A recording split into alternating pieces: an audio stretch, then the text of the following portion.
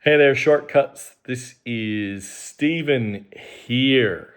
This is the genre list that will go out to all of you in my club. 9 p.m. Sydney time, Wednesday, 22nd of January. This list is grindcore, metal, soul, disco, funk, and country. So there you go. For those of you who always like a little bit of trivia, this list will also feature some jazz. And that jazz record is the first jazz album to sell 1 million copies. Can you think what that record might be? That's going to get the brain cells whirring, I think. But we're going to start with something very, very different. All right, here's where we're going to start. This is the UK first press of Scum by Napalm Death. What's interesting about this record is what it started and what it's become. There's the insert. Now, the only issue with the record is there's a little tiny bit of damage on the spine right there. But the record itself, and I have played it while my wife was not here, on the infamous Earache Records, is in great condition. Look at that. Mosh 003 Earache Records. P.O. Box 144 Nottingham. NG3 4GE UK. So there you have maybe the most famous band from Nottingham. 28 songs on this album. Not a single one of them is more than 2 minutes. Every single one of them is a gut punch. Every one of them is an attack. There is nothing here that in any way releases the tension from being pummeled by this extraordinary noise. Features the song that infamously was in the Guinness Book of Records. I wonder if it's still there, for the shortest song of all time, where a song was defined as having a verse, a chorus, and a bridge, and the 1.3 seconds of You Suffer, which closes side one, took out the title. This is such a bizarre record. The first side is recorded with a completely different band to the second side. First side is a three-piece, and it's a very guttural, unpolished grindcore sound. The second side is a little bit more tuneful, and I use that word advisedly. It has a little bit more structure. They're a four-piece at this point. There are some different voices. The drummer is the only consistent member between the first two sides.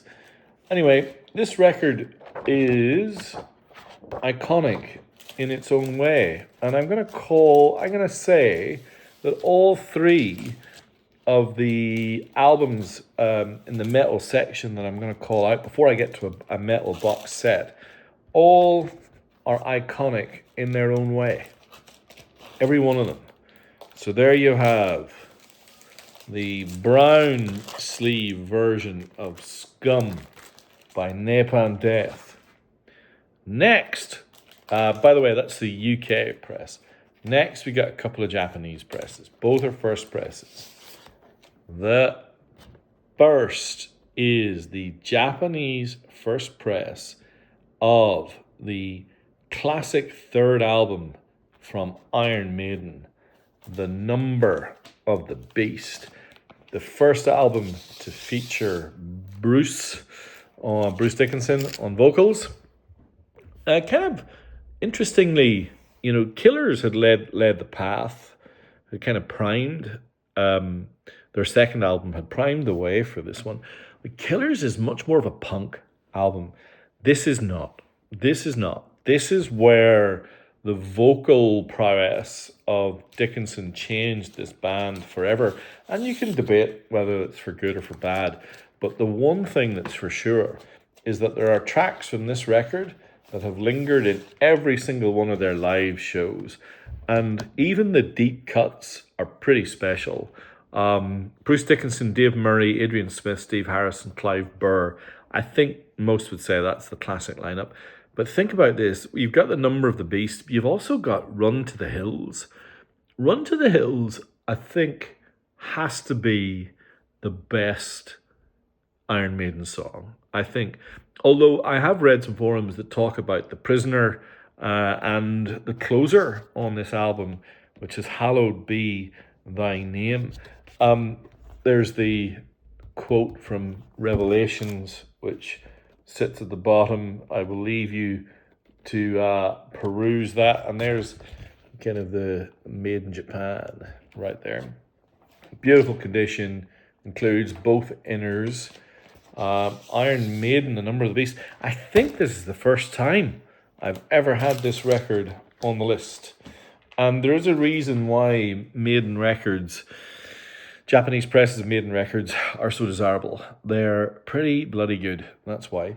All right, now I have another classic 80s metal record. You get Scum from 87.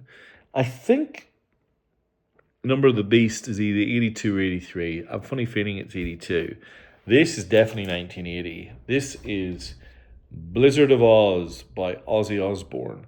His first solo album after the tour de force that was Black Sabbath in the 70s, where just about everything they did in that decade was gold. And so, I don't know what expectations were for the first Ozzy record, but I'm pretty sure he absolutely annihilated expectations. This is Randy Rhoads' debut. This is the record that features Crazy Train and maybe, a track that's up there with the best of Sabbath with Mr. Crowley. This is another album that has the word Revelation on it. I guess across Maiden and Ozzy Osbourne, you get a little bit of that occult kind of feel. True, British heavy metal classics. So both of those, Japanese first press, both of those are really, really hard to find. And they're in really, really good condition. So, yeah. Now, I mentioned there's a box set in the metal space as well. And it's this. Now, I love this. This is great. I don't think it's possible to use the word cute around the band Motörhead. So I can't. But it kind of could work. This is the box set of the singles that they released from 1995 to 2006. It's called Take No Prisoners, a deluxe box set containing 9 7-inch singles, including rare and live versions of classic songs. Plus, there's an additional disc at the back that is an interview disc. Now, I have this, and I love it. The singles are pressed on pretty heavy vinyl. They sound incredible. Honestly, they're so good, and the band sound great. There's some cracking cover versions. I'm gonna, special mention to their cover version of the Pistols' "God Save the Queen," but there are also some just brutal Motorhead kind of driving numbers. But there are also a few that feature Lemmy actually singing. Some of the B-sides have got quite melodic songs that are, proper structures with bridges and choruses. And then, of course, you're still going to have songs like Whorehouse Blues and Killers, God Was Never on Your Side. And then one of my favorites is this little one at the back here, which has got the song Ramones on side 1 and then Ramones Live on side 2. It's really, really cool. I really do think this is really high quality music and a beautiful little thing. Anyway, I got a copy, and as I always do, if I like it, and I think you guys will like it. I get another, and it's great. I'll pass it on cost price when I do that. Okay, I have something pretty special next. I on any given week, this would be the lead-off record, but because I had those metal classics, I went that direction. There are some of you who have been lucky enough to pick up the Japanese master sound version of Michael Jackson's Thriller. It's a little bit easier to find than this one that I'm about to show you, and it's pretty special. This is the Japanese master sound of Off the Wall. I think was it 78 or 79 record he did, which was his first with Quincy Jones. So that's the kind of box set, because it comes in a box. Then the record itself slides out, and then you've got that iconic kind of full-length MJ pose. You also have the story of the record, and then you've got some of the master sound accoutrement. For those of you who don't know the story of master sound was a vinyl variant that was used in the 80s to just create some audiophile pressings of really good pop records. There aren't that many. I had one last week, which was the master sound of Mr. Gone by Weather Report, which, by the way, didn't sell and is utterly outrageously brilliant. But this one is pretty hard to find and rather great. I think it teases out a win against the Japanese first press just by doing the fact of that really deep and lush bass. The bass sound on this record is really lovely. All right, this is a master sound cut on Japanese vinyl of Off the Wall by MJ. All right, now we're going to get into some soul and jazz, disco, country. This particular person is now on the list in multiple. This guy is going to be on the list in both this list and the classic rock list that I will be doing right after this. By the way, the classic rock record that focuses on this singer also has a pretty amazing extra. It's a little teaser for the other video. This is The Black Man's Burden, Japanese first press by War and Eric Burden. Now, I'm not quite sure how to show you the inner without I'm going to have to censor. I'm trying to censor, but I think you can guess what's probably behind there. Amazing band, amazing record, 14-minute version of Painted Black. Has to be heard to be believed. The policeman with a truncheon that makes an appearance halfway through is genuinely mind-boggling. As the record progresses, though, it gets better as it goes along. The third side and the fourth side are as good as soul and funk got in the 70s. Songs like Spirit. The whole of side 4 is great. You could basically buy this record on the second disc, except for the fact that the first disc has this truly mind-bogglingly weird cover version of Painted Black, which is worth having, by the way. It's pretty great.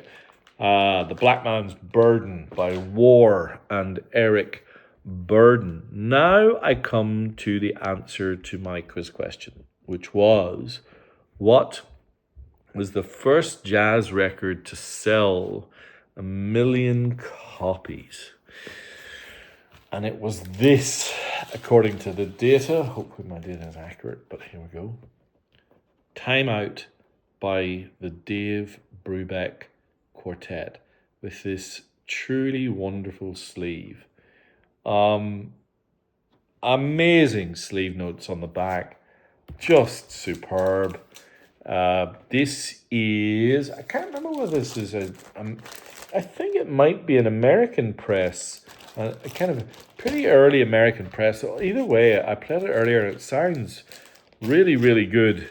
For those of you who don't have a copy of this album, it sold slowly to start with, but then exploded off the back of the single success, Take Five. There's been a number of represses of this over the years, some of which have the alternative versions of the songs on this record coming together. And whilst Dave Brubeck claimed that these they came into the studio with these songs fully formed, it's pretty clear as you listen to some of the outtakes that they were struggling with the time signatures, and some of these songs have got some really interesting complexities to them. So I think it's groundbreaking in that way, but it also has just a beautiful sensibility. The band are incredibly talented, and there's some real classic tunes that became standards. And so, these songs that become standards have to start somewhere, and some of them began here. Really good. Blue Rondo a la Turk is kind of gives Take Five a run for its money. I've already mentioned the cover designed by artist Neil Fajuta, and it's, probably a visual art classic in many ways. It's so recognizable. Yeah, groundbreaking record. Really pretty transcends the genre. There's one of the few that do that. All right, on a completely different scale, I have Jackie Moore's I'm on My Way. I love Jackie Moore. I've got some of her 12-inch singles from the 70s. They're brilliant.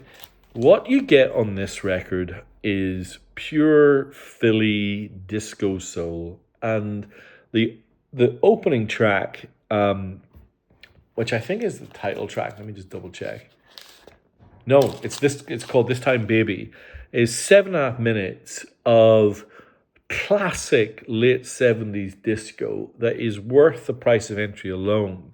There's a couple of soul tracks in side one that I don't like. Side two is banger after banger after banger after banger. As good as disco got with that soul influence.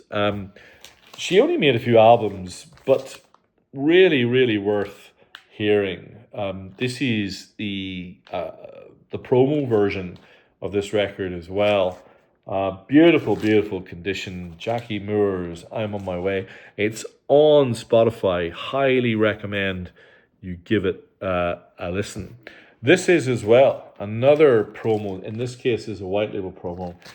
This is the third album by Texas country singer-songwriter Guy Clark, which was released in 1978.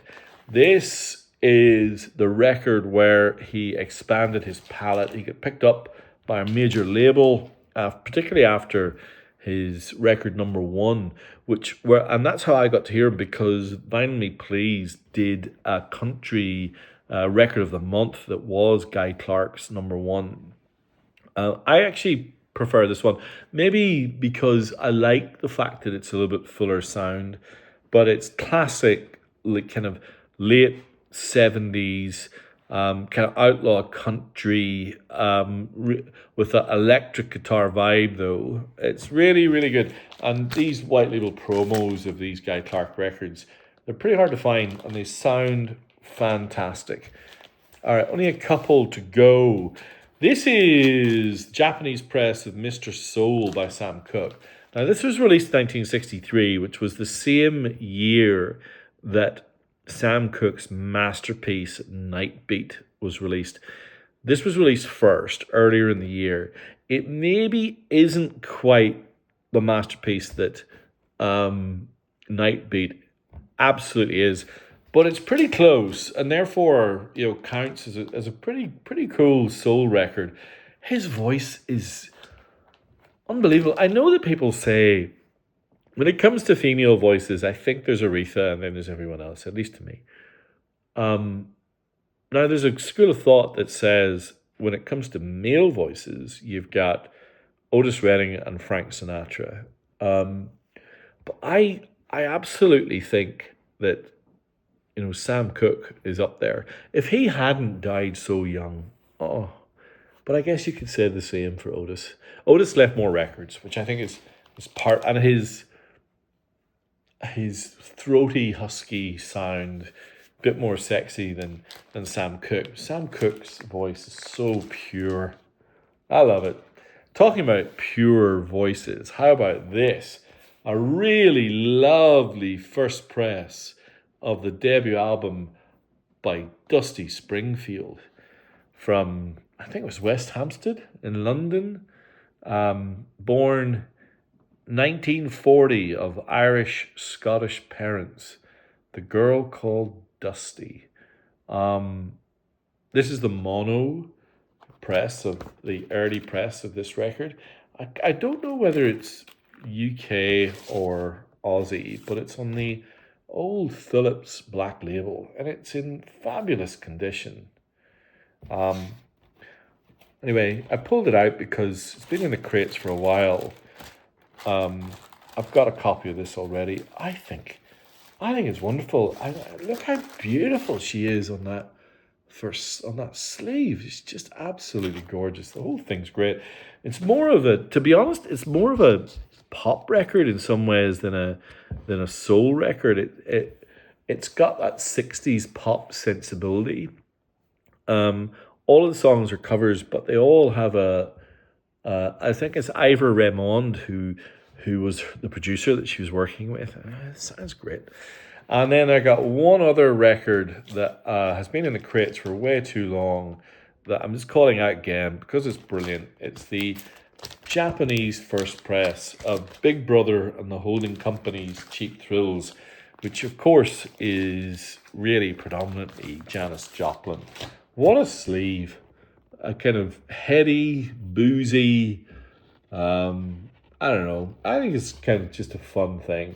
You can see on the back here, Big Brother and the Holding Company and Janis Joplin. I Need a Man to Love is pretty amazing.